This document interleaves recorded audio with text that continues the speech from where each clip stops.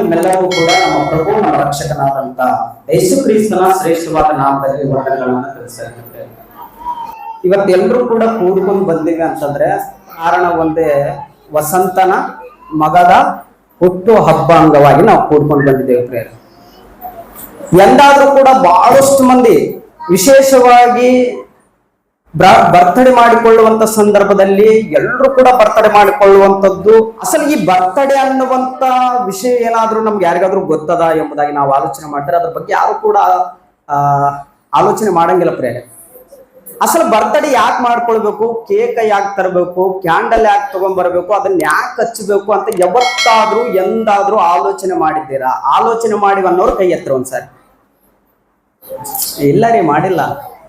ಅಸಲ ಕ್ಯಾಂಡಲ್ ಯಾಕೆ ತರ್ತೀವಿ, ಕೇಕ್ ಯಾಕೆ ತರ್ತೀವಿ, ಅಸಲು ಈ ಬರ್ತಡೇ ಅನ್ನೋದು ಎಲ್ಲಿ ಪ್ರಾರಂಭವಾಯ್ತು, ಯಾರು ಮೊಟ್ಟ ಮೊದಲದಾಗಿ ಮಾಡಿದ್ರು ಎಂಬುದಾಗಿ ಏನಾದ್ರೂ ನಮಗ್ ಗೊತ್ತದ? ಗೊತ್ತಿಲ್ಲ. ಅಸಲು ನಾವು ಎಷ್ಟು ಹಿಂದಕ್ಕಿದೀವಿ ಅಂತಂದ್ರೆ ಯಾರು ಏನ್ ಮಾಡ್ತಾರೆ ಅದನ್ನೇ ಫಾಲೋ ಆಗೋದು ನಮ್ಮ ಒಂದು ಜೀವಿತ ಆಗಿದೆ ಪರಿಹಾರ. ಯಾರು ಏನ್ ಫಾಲೋ ಮಾಡ್ತಾರಂದ್ರೆ ಅಸಲು ಅದನ್ನ ಯಾಕೆ ಆಚರಣೆ ಮಾಡ್ಬೇಕು, ಯಾಕೆ ಆಚರಣೆ ಮಾಡಬಾರ್ದು, ಎದಕ್ಕೋಸ್ಕರ ಆಚರಣೆ ಮಾಡ್ಬೇಕು, ಏನ್ ಅನ್ಕೊಂಡು ಆಚರಣೆ ಮಾಡ್ಬೇಕು ಎಂಬುದಾಗಿ ನಮ್ಗೆ ಸರಿಯಾಗಿ ಗೊತ್ತಿಲ್ಲ. ಮೊಟ್ಟ ಮೊದಲದಾಗಿ ಪ್ರಿಯರೇ ಐಗುಪ್ತ ದೇಶದಲ್ಲಿ ಪ್ರಾರಂಭವಾಯಿತಿದು. ಎಲ್ಲಿ? ಐಗುಪ್ತ ದೇಶದಲ್ಲಿ ಹುಟ್ಟು ಹಬ್ಬ ಅಂಗವನ್ನ ಆಚರಿಸಿಕೊಳ್ಳುವಂಥದ್ದು ಫರೋ ಚಕ್ರವರ್ತಿ ರಾಜರನ್ನ ಮೊದಲುಗೊಂಡು ಪ್ರಾರಂಭವಾಯಿತು ಪ್ರಿಯರೇ. ದೊಡ್ಡ ದೊಡ್ಡ ಶ್ರೀಮಂತರು ಕೂಡ ಬರ್ತಡೇ ಮಾಡ್ಕೊಳ್ತಾರೆ ಪ್ರಿಯರೇ. ದೊಡ್ಡ ದೊಡ್ಡ ರಾಜರು ಬರ್ತಡೇ ಮಾಡ್ಕೊಳ್ತಾರೆ, ದೊಡ್ಡ ದೊಡ್ಡ ಹೀರೋಗಳು ಬರ್ತಡೇ ಮಾಡ್ಕೊಳ್ತಾರೆ. ಅಸಲು ನಾವ್ಯಾಕೆ ಬರ್ತಡೇ ಮಾಡ್ಬೇಕು, ಅಸಲು ಮಾಡೋದ್ರಿಂದ ಏನ್ ಪ್ರಯೋಜನ ಎಂಬುದಾಗಿ ನಾವು ಆಲೋಚನೆ ಮಾಡಿದ್ರೆ ಪ್ರಿಯರೇ, ಕ್ರೈಸ್ತರಿಗೆ ದೇವರು ಒಂದು ನಿಯಮವನ್ನು ಇಟ್ಟಿದ್ದಾನೆ. ಏನಿಟ್ಟಿದ್ದಾನೆ? ಒಂದು ನಿಯಮವನ್ನು ಇಟ್ಟಿದ್ದಾನೆ ಪ್ರಿಯರೇ. ಆ ನಿಯಮ ಏನಯ್ಯ ಎಂಬುದಾಗಿ ನಾವು ಆಲೋಚನೆ ಮಾಡಿದ್ರೆ ಪ್ರಿಯರೇ, ಕೊಲೊಸ್ಸೆಯವರಿಗೆ ಬರೆದ ಪತ್ರಿಕೆ 3ನೇ ಅಧ್ಯಾಯ 17ನೇ ವಚನ. ನೀವು ನುಡಿಯಿಂದಾಗಲಿ ನಡೆಯಿಂದಾಗಲಿ ಏನು ಮಾಡಿದರೂ ಅದೆಲ್ಲವನ್ನು ಕರ್ತನಾದ ಯೇಸುವಿನ ಹೆಸರಿನಲ್ಲಿಯೇ ಮಾಡಿರಿ. ಆತನ ಮೂಲಕ ತಂದೆಯಾದ ದೇವರಿಗೆ ಕೃತಜ್ಞತಾ ಸ್ತುತಿಯನ್ನು ಸಲ್ಲಿಸಿರಿ. ಅದಕ್ಕೋಸ್ಕರನೇ ಇವತ್ತ ಬರ್ತಡೇ ಅಂಗವಾಗಿ ಕಾರ್ಯಕ್ರಮವನ್ನ ಕ್ರೈಸ್ತರು ಹಮ್ಮಿಕೊಳ್ತಾರೆ ಪ್ರೇರೆ. ಅರ್ಥ ಆಯ್ತಾ ನಿಮ್ಗ? ಅಸಲು ಬರ್ತಡೆಯಿಂದ ಏನು ಪ್ರಯೋಜನ ಅಂತಂದ್ರೆ ದೇವರಿಗೆ ಕೃತಜ್ಞತೆಯನ್ನು ಸಲ್ಲಿಸುವುದಕ್ಕಾಗಿ, ದೇವರ ಮಹೋನ್ನತವಾದಂತ ವಾಕ್ಯವನ್ನು ತಿಳಿಸುವುದಕ್ಕಾಗಿ, ಆತನ ಕಷ್ಟವನ್ನ ಆತನ ಪ್ರೀತಿಯನ್ನ ಜನಗಳಿಗೆ ತಿಳಿಸುವುದಕ್ಕಾಗಿ ಈ ಬರ್ತಡೇ ಅಂಗವಾಗಿ ಕಾರ್ಯಕ್ರಮವನ್ನು ಇಟ್ಟುಕೊಳ್ತಾರೆ ಪ್ರೇರೆ. ಅಸಲು ಈ ಬರ್ತಡೇ ಮಾಡ್ಕೊಂಡಂಗಲ್ಲ, ಪ್ರತಿ ವರ್ಷ ಕೂಡ ಮಗು ಬೆಳಿತಾನೆ ಇರ್ತದೆ. ಬೇಸ್ಕಡ್ರಿ, ಪ್ರತಿ ವರ್ಷ ಕೂಡ ಮಗು ಏನಾಗ್ತಿರ್ತದೆ, 1 ವರ್ಷ 2 ವರ್ಷ 3 ವರ್ಷ 4 ವರ್ಷ ಕಂಟಿನ್ಯೂ ಆಗಿ ಬೆಳಿತಾನೆ ಇರ್ತದೆ ಪ್ರಿಯ. ಆ ಬೆಳೆಯುವಂತ ಸಂದರ್ಭದಲ್ಲಿ ದೇವರು ಧರ್ಮೋಪದೇಶ ಕಾಂಡ, ತಂದೆ ತಾಯಿ ಹೇಳ್ತಾನೆ ಪ್ರಿಯರೇ, ಧರ್ಮೋಪದೇಶ ಕಾಂಡ 6ನೇ ಅಧ್ಯಾಯ 6ನೇ ವಚನ ನೀವು ಬಹಳ ಸಾರಿ ಓದಿರಿ ಪ್ರಿಯರೇ. ಆದ್ರೆ ಇವತ್ತ ದೇವರ ವಾಕ್ಯವನ್ನ ನಾವು ಸ್ವಲ್ಪ ಆಲೋಚನೆ ಮಾಡಿ ನೋಡಿಕೊಂಡಾಗ ನಮ್ಗೆ ಅರ್ಥ ಆಗ್ತದೆ ದೇವರು ಯಾಕೆ ಹೇಳೇನ ಆ ಮಾತುಗಳು ಎಂಬುದಾಗಿ. ಒಂದ್ಸರಿ ಧರ್ಮೋಪದೇಶ ಕಾಂಡ 6ನೇ ಅಧ್ಯಾಯ 6ನೇ ವಚನವನ್ನ ಒಂದು ಸಾರಿ ನೋಡ್ಕೊಳ್ಳೋಣ ಪ್ರಿಯರೇ. ನಾನು ಈಗ ನಿಮಗೆ ತಿಳಿಸುವ, ಬೇಸ್ ಕೇಳ್ಬೇಕ್ರಿ, ಇದು ಚಿಕ್ಕ ಮಕ್ಕಳಿಗೆ ಅರ್ಥ ಆಗ್ತದ? 1 ವರ್ಷದ ಮಗನಿಗೆ 2 ವರ್ಷದ ಮಗನಿಗೆ ಏನಾದ್ರೂ ಅರ್ಥ ಆಗ್ತದ್ರಿ? ಈ ಮಾತುಗಳು ಅರ್ಥ ಆಗ್ತವ? ನಾನು ಹೇಳ್ತಿರೋ ಮಾತುಗಳು 1 ವರ್ಷ ಮಗುಗೆ 2 ವರ್ಷ ಮಗುಗೆ ಅರ್ಥ ಆಗ್ತದ? ಸಾಧ್ಯನೇ ಇಲ್ಲ ಪ್ರಿಯ. ಅಸಲು ಏನ್ ಹೇಳಕತ್ತಾರ ಎಂಬುದೇ ಗೊತ್ತಾಗಂಗಿಲ್ಲ ಹುಡುಗರಿಗೆ. ಅದಕ್ಕೆ ದೇವ್ರು ಏನ್ ಮಾಡಿದ ಗೊತ್ತಾ? ಮೊಟ್ಟ ಮೊದಲದಾಗಿ ತಂದೆ ತಾಯಿಯಂದ್ರಿಗೆ ಹೇಳಕತ್ತಾನ ದೇವರು ಏನಂತ? ನಾನು ಈಗ ನಿಮಗೆ ತಿಳಿಸುವ ಮಾತುಗಳು ನಿಮ್ಮ ಹೃದಯದಲ್ಲಿರ್ಬೇಕು ಅಂತ ಹೇಳಕತ್ತಾನ ಪ್ರಿಯರೇ. ಏನಂತ? ಹೃದಯದಲ್ಲಿರ್ಬೇಕು. ಯಾಕೆ ಹೃದಯದಲ್ಲಿರ್ಬೇಕು? ಅಸಲು ಹೃದಯದಲ್ಲಿ ಯಾಕೆ ಇಟ್ಕೊಳ್ಬೇಕಾದ ಮಾತುಗಳು ಎಂಬುದಾಗಿ ನಾವು ಆಲೋಚನೆ ಮಾಡಿದ್ರೆ ಕೆಳಗಡೆ ಹೇಳ್ತಾನ ಪ್ರಿಯರೇ, ಇವುಗಳನ್ನು ನಿಮ್ಮ ಮಕ್ಕಳಿಗೆ ಅಭ್ಯಾಸ ಮಾಡಿಸಿ, ಮನೆಯಲ್ಲಿ ಕುಂತಿರುವಾಗಲೂ, ದಾರಿ ನಡೆಯುವಾಗಲೂ, ಮಲಗುವಾಗಲೂ, ಏಳುವಾಗಲೂ ಇವುಗಳ ವಿಷಯದಲ್ಲಿ ಮಾತಾಡಬೇಕು. ಒಂದು ವೇಳೆ ಮಾತಾಡಿಲ್ಲ ಅನ್ಕೊಳ್ರಿ, ನಿನ್ನ ಮಕ್ಕಳು ಕುಡುಕರಾಗುವಂತ ಸಂಭವಿಸ್ತದೆ ಪ್ರಿಯರೇ. ನಿಮ್ಮ ಮಕ್ಕಳು ಫಿಲಿಂ ನೋಡುವಂತವ್ರು ಆಗ್ತಾರೆ, ನಿಮ್ಮ ಮಕ್ಕಳು ಊರ್ ಹೊರಗಡೆ ತಿರುಗುವಂತವ್ರು ಆಗ್ತಾರೆ, ನಿಮ್ಮ ಮಕ್ಕಳು ನಿಮ್ಮ ಕುಟುಂಬದ ಹೆಸರನ್ನ ಕೆಡಿಸುವಂತವ್ರು ಆಗ್ತಾರೆ ಪ್ರಿಯರೇ. ಇವತ್ತು ಎಷ್ಟು ಮಂದಿ ತಂದೆ ತಾಯಿಗಳು ಕೂಡ ತಮ್ಮ ಮಕ್ಕಳು ಮಾಡುವಂತ ತಪ್ಪುಗಳನ್ನ ಇನ್ನೊಬ್ರಿಗೆ ಹೇಳ್ಕೊಳ್ಳಾರ್ದಂತ ಪರಿಸ್ಥಿತಿ ಇದೆ ಪ್ರಿಯರೇ. ಐತಲ್ರಿ? ಯಾರಿಗೆ ಹೇಳ್ಕೋಬೇಕು, ಯಾರಿಗೆ ಹೇಳ್ಕೋಬಾರ್ದು? ಯಾಕಂತಂದ್ರೆ ಕುಟುಂಬ ಪರಿಸ್ಥಿತಿಯನ್ನೇ ಊರ್ ಹೊರಗಡೆ ಇಟ್ಟರೆ ಅವ್ರನ್ನ ಹೆಂಗ್ ನೋಡ್ತಾರೆ? ತನ್ನ ಮಕ್ಕಳನ್ನೇ ಸರಿಯಾಗಿ ಇಟ್ಕೊಂಡಿಲ್ಲ, ಇನ್ನು ನಮ್ಗೇನ್ ಹೇಳ್ತಾರೆ ಇವ್ರು ಅಂತ ಹೇಳ್ತಾರೆ ಪ್ರಿಯರೇ. ಅದಕ್ಕೆ ದೇವ್ರು ಹೇಳ್ತಾನೆ, ಮಗ ನಿನ್ ಮಕ್ಕಳನ್ನ ಎಷ್ಟು ಪ್ರೀತಿಸ್ತದೋ ಅಷ್ಟು ಕೂಡ ಶಿಕ್ಷಿಸೋದಕ್ಕೆ ಟ್ರೈ ಮಾಡು ನೀನು. ಯಾಕಂತಂದ್ರೆ ಅವನು ಸನ್ಮಾರ್ಗದಲ್ಲಿ ನಡಿಬೇಕು. ಯಾಕಂತಂದ್ರೆ ನಿನ್ನ ಮಕ್ಕಳು ಸನ್ಮಾರ್ಗದಲ್ಲಿ ನಡಿಬೇಕು. ನೀನು ಮಾತ್ರ ಬೆಳೆಸಬಲ್ಲೆ, ನೀನು ಗೊತ್ತು ಆ ಕಷ್ಟ ಏನೆಂಬುದಾಗಿ. ಮನೆಗಿದ್ದವ್ರಿಗೆ ಏನ್ ಗೊತ್ತಾಗ್ತದ್ರಿ? ಒಬ್ಬ ತಂದೆ ಹೊರಗಡೆ ಹೋಗಿ ನೂರಾರು ಟೆನ್ಷನ್ಗಳಿಂದ ದುಡಿಯುತ್ತಾ ಕಷ್ಟಪಡುತ್ತಾ ಊಟ ಸರಿಯಾಗಿಲ್ಲಾರ್ದೆ ನಿದ್ದೆ ಸರಿಯಾಗಿ ಮಾಡ್ಲಾರ್ದೆ ಅವನು ಕಷ್ಟ ಪಡ್ತಾ ಇದ್ದಾನೆ ಅಂತಂದ್ರೆ ಒಂದು ಕುಟುಂಬ ಚೆನ್ನಾಗಿರೋದಕ್ಕಾಗಿ. ಅವನು ತನಗುವಂತ ಯಾವ ಆಸೆಗಳನ್ನು ಇಟ್ಕೊಳ್ಳಲ್ಲ. ಮಕ್ಕಳಾದ ಮೇಲೆ ಪ್ರತಿಯೊಬ್ಬ ಮಕ್ಕಳಾದಂಥವ್ರು ತಂದೆ ತಾಯಿಗಳು ತಮಗೂ ಅಂತ ಯಾವ್ದು ಆಸೆ ಇಟ್ಕೊಂಗಿಲ್ಲ ಪ್ರಿಯ. ಇನ್ನು ಮಕ್ಕಳಾಗ್ಲಾರ್ದಂಥವ್ರು ಏನಂತಂದ್ರೆ ಮಕ್ಕಳು ಯಾವಾಗ ನಾವು ನೋಡ್ತೀವಿ, ಯಾವಾಗ ಎತ್ತುಕೊಳ್ತೀವಿ, ಯಾವಾಗ ಮುದ್ದಾಡ್ತೀವಿ ಅನ್ನೋಂಥ ಆಲೋಚನೆನೇ ಇರ್ತದ ಪ್ರಿಯರೇ. ಏನ್ರಿ, ಮಕ್ಕಳಿದ್ದಂಥವ್ರೇನು ಮಕ್ಕಳ ಬಗ್ಗೆ ಕೇರ್ ಆಗಿ ತಗೋಲ್ಲ. ಮಕ್ಕಳಿಲ್ಲಾದವರು ಊರೂರು ಗುಡಿ ಗುಡಿ ಎಲ್ಲ ಕಡೆ ತಿರುಗ್ತಾ ಇರ್ತಾರೆ ಪ್ರಿಯರೇ. ಅದಕ್ಕೆ ದೇವ್ರು ಹೇಳ್ತಾನೆ, ಮಗ ನಿನ್ನ ಮಕ್ಕಳನ್ನ ಸನ್ಮಾರ್ಗದಲ್ಲಿ ಬೆಳೆಸ್ಬೇಕಂತಂದ್ರೆ ಅದು ದೇವರ ವಾಕ್ಯದಿಂದನೇ ಸಾಧ್ಯ. ಅಯ್ಯ ಏನ್ ಮಾಡ್ಬೇಕು ನನ್ನ ಮಕ್ಕಳನ್ನ ಬೆಳೆಸ್ಬೇಕು ಅಂತಂದ್ರೆ ದೇವರೇ ಹೇಳ್ತಾನೆ ಪ್ರಿಯರೇ, ಬೆತ್ತ ತಗೊಂಡು ಒಡಿ ಅಂತ ಹೇಳೋಣ ಪ್ರಿಯ. ಏನ್ ಮಾಡಂತ? ಬೆತ್ತ ತಗೊಂಡು ಒಡಿ ನಿನ್ ಮಕ್ಕಳಿಗೆ ಅಂತ. ನಿಜವಾಗಿ ಪ್ರಿಯರೇ, ನಾವು ಹಿಂದ್ಗಡೆ ಹೋದ್ರೆ ಅಪ್ಪನ್ನ ನೋಡಿದ್ರೆ ಬಹಳಷ್ಟು ಮಂದಿ ಭಯ ಪಡ್ತಾ ಇದ್ರು, ಹೌದಲ್ಲ? ಅಪ್ಪನ್ನ ನೋಡಿದ್ರೆ ರೋಡ್ಗೆ ಬರೋದಕ್ಕೆ ಅನ್ಸ್ತಾ ಇದ್ರು.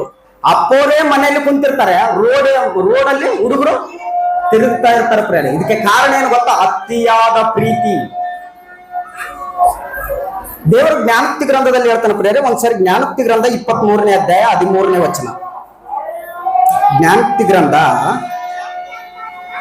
23ನೇ ಅಧ್ಯಾಯ 13ನೇ ವಚನ ಪ್ರಿಯರೇ.